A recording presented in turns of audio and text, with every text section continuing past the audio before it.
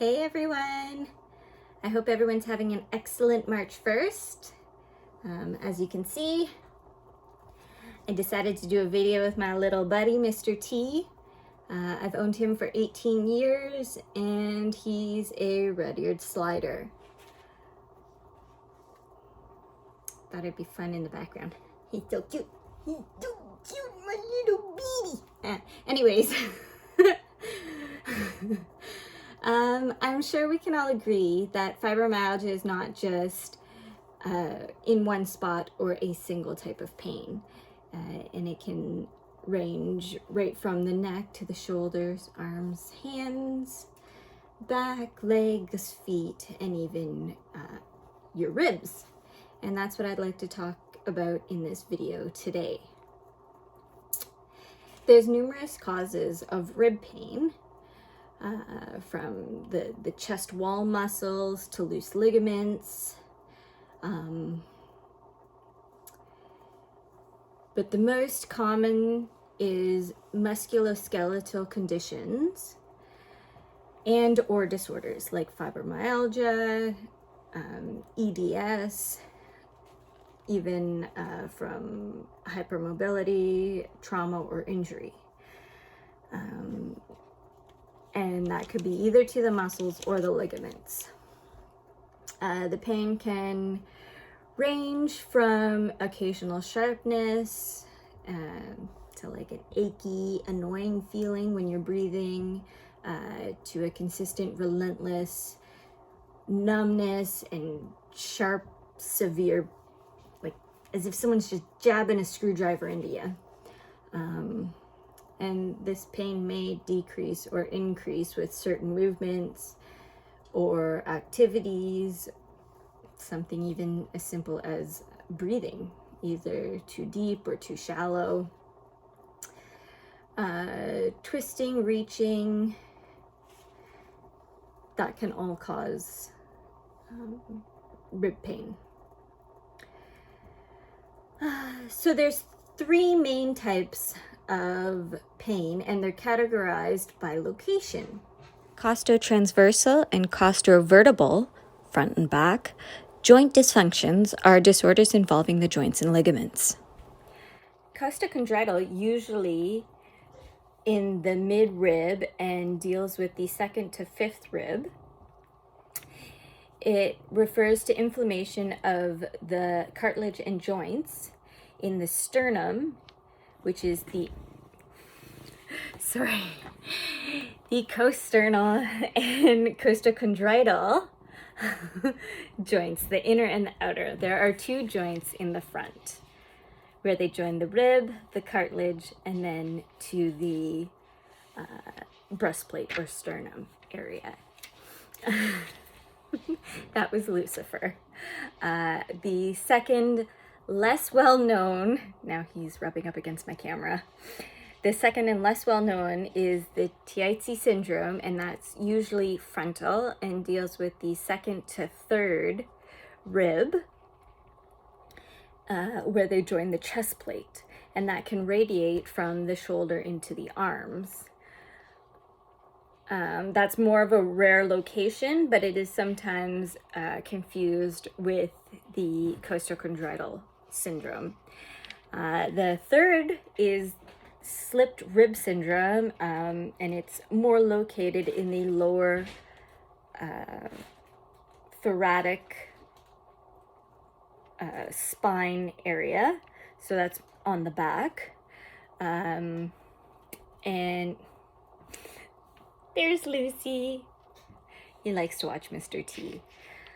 And this pain sometimes experienced as referred pain in the front and side of the chest, but it originates from the back. So there are many different types of treatments that can be done to help aid or cure your rib pain. There's physiotherapy, hot cold therapy, non-steroidal anti-inflammatories, stretches, rotations, corticosteroid injections, ultrasound therapy. They even may use light therapy, which is usually like a cold laser sort of thing. In ultra rare cases, when all else fails, there is a surgery, and it's known as what is it? Costal cartilage excursion, I believe. And that's only in like the most extreme of cases. So I know that a question that you may have is, well, what can I do at home? There's quite a lot of things like breathing exercises where you breathe in slowly and deep, hold usually for 10 to 15 seconds if you can, and then release slowly. And you do that about 5 times. Another thing that you can do is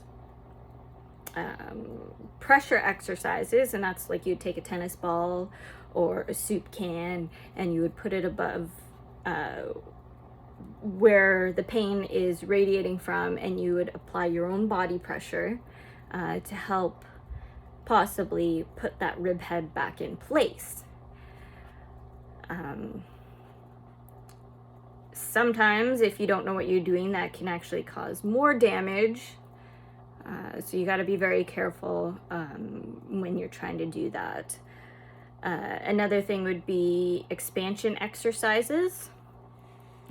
So through your mechanical movement, your ribs usually go up and down like a handle on a bucket.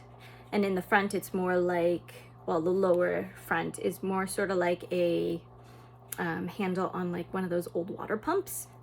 So when you're breathing, they come out, and these ones sort of go out and up.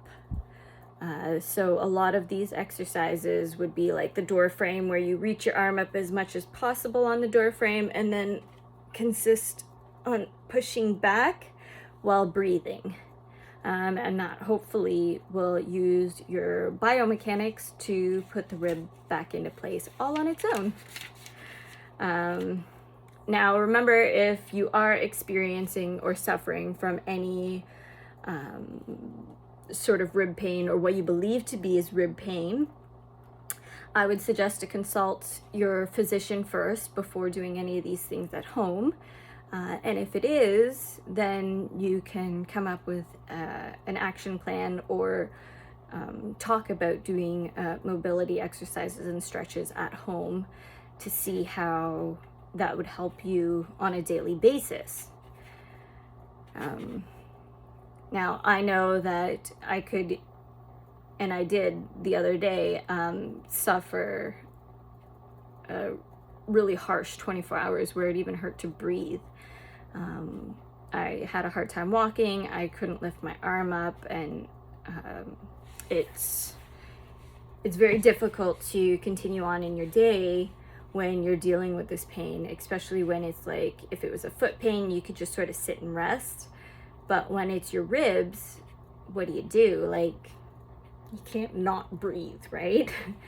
So I hope that this gave you guys a little bit more information about what's going on inside your body, and then I hope that that helps a little bit on how to help the pain subside, or ease some of the pain a little bit. Okay? If you guys like this video, subscribe, hit the like button. Also, please check out my Facebook group at FU Fibro. It's not just for fibro sufferers, but it's also for any sort of chronic pain sufferers. So spoonies alike are all welcome. I like to say utensils united. I hope everyone has a great day, and yeah, I hope you enjoyed the video. Say bye, Mr. T.